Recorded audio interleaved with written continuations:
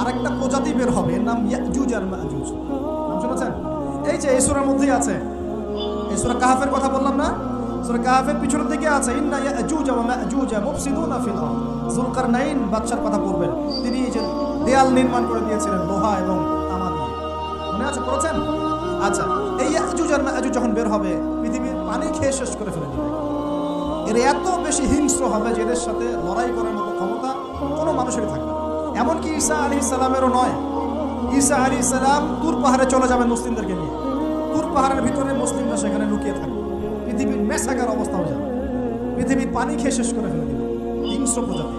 তখন ঈসা আলাইহিস সালাম আল্লাহর কাছে দোয়া করবেন, আল্লাহ এই বিভৎস এই জাতিকে ধ্বংস করো।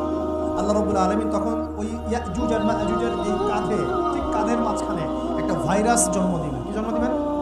ওই যে বলি না মহামারীর ভাইরাস, অমুক ভাইরাস তমুক ভাইরাস, এই ভাইরাস আরও সামনে আছে।